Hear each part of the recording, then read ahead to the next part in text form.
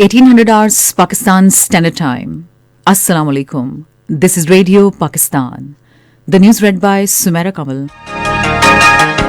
First, the headlines. Prime Minister says the government is focusing on exploiting true potential of exports in technology sector. President has emphasized the need for accelerating efforts to increase enrollment rates in universities.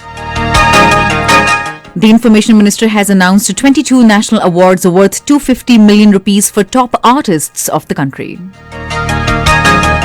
Foreign Minister has stressed upon benefiting the immense opportunities of promotion of trade linkages among member states of South Asian Association for Regional Cooperation.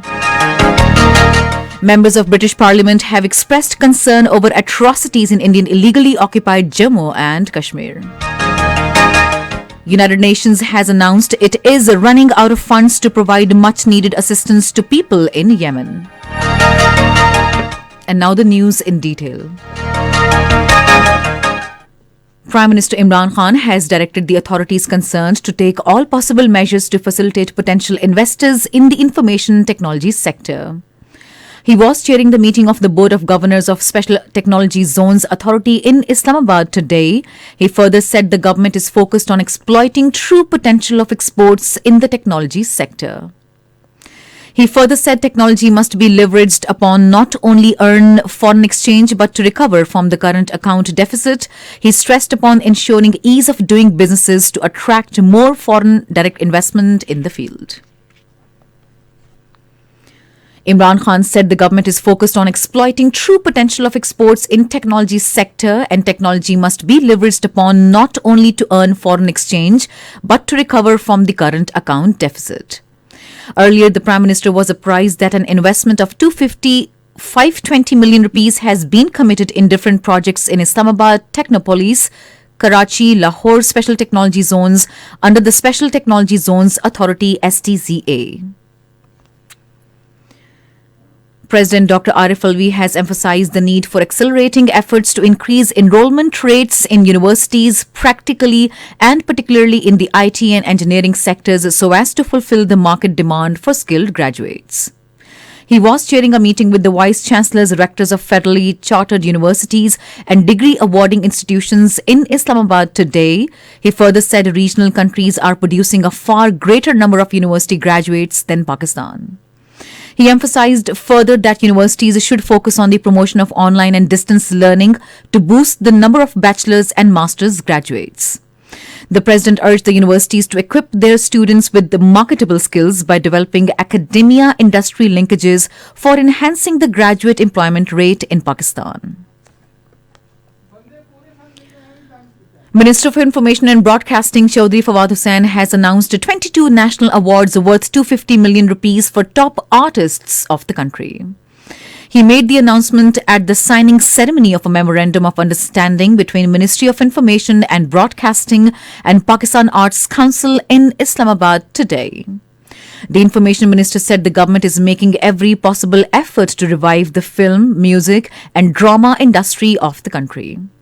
The minister said new film policy has been finalized and NOC procedures are being simplified to utilize the country's scenic locations for international productions.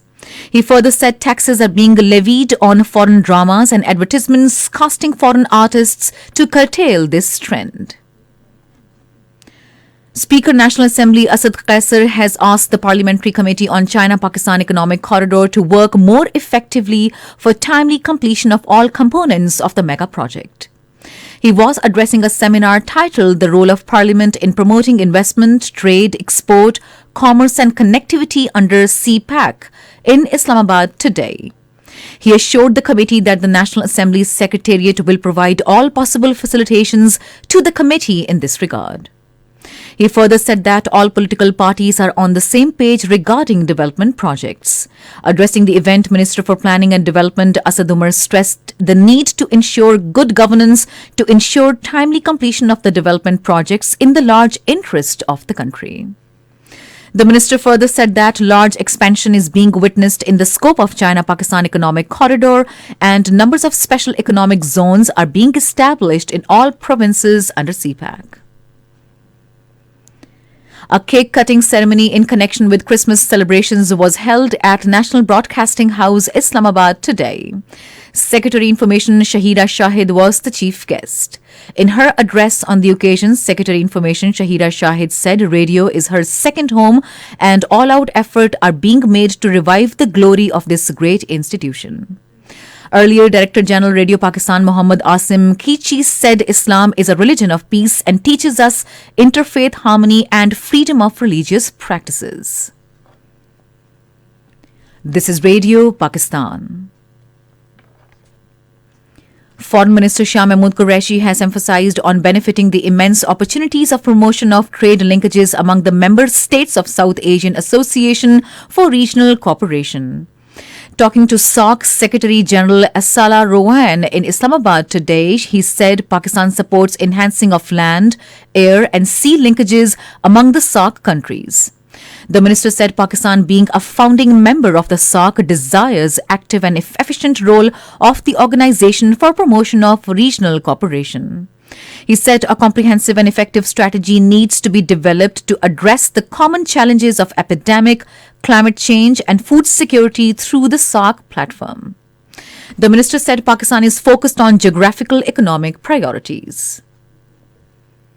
In Indian illegally occupied Jammu and Kashmir, the All-Party Hurriyat Conference has urged the UN Secretary-General Antonio Guterres to take cognizance of genocide, extrajudicial killings, arbitrary arrests and other human rights abuses by Indian troops in the territory. In a statement, the All-Party Hurriyat Conference Vice Chairman Ghulam Ahmed Gulzar said India is grossly violating the international law in the UN-recognized disputed territory of Jammu and Kashmir. Meanwhile, a joint letter by British political parties and members of both houses of parliament has sought response from India on the fake encounter killings in the occupied Jammu and Kashmir and plight of detained human rights defender Khurram Parvez. The letter was written by Debbie Abrahams, the chair of All Parties Parliamentary Group on Kashmir, and signed by 28 MPs and Lords representing all British political parties. The British parliamentarians called upon India to give its response, particularly on establishing an independent and transparent inquiry into the killing of civilians by Indian forces in fake encounters. European leaders have announced to reinstate coronavirus restrictions as the new Omicron variant continues to spread across the continent. In a statement, the World Health Organization's top official Hans Kluge warned that the surge in the cases across Europe will push health systems towards the brink of collapse. He further said another storm is coming and governments should brace for significant increases in the cases. Germany and Portugal are among nations announcing post-Christmas curbs and greater social distancing measures.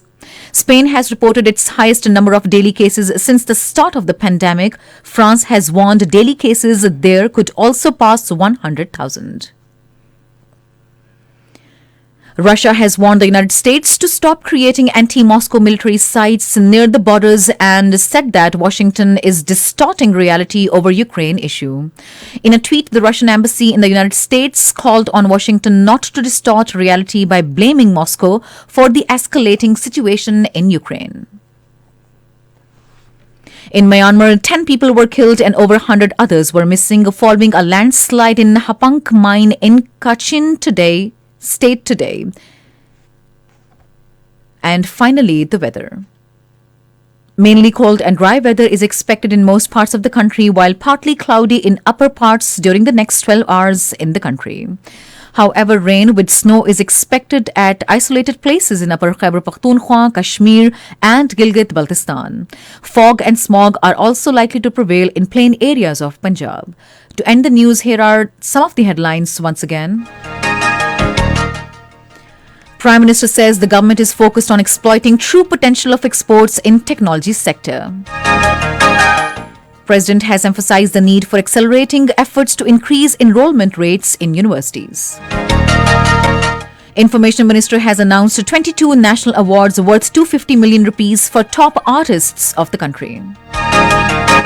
Members of British Parliament have expressed concern over atrocities in Indian illegally occupied Jammu and Kashmir. United Nations has announced that it is running out of funds to provide much needed assistance to people in Yemen. And that is the end of the news. For more news and analyses, log on to our website radio.gov.pk and also watch live streaming of our bulletins on the link facebook.com/radio Pakistan News Official.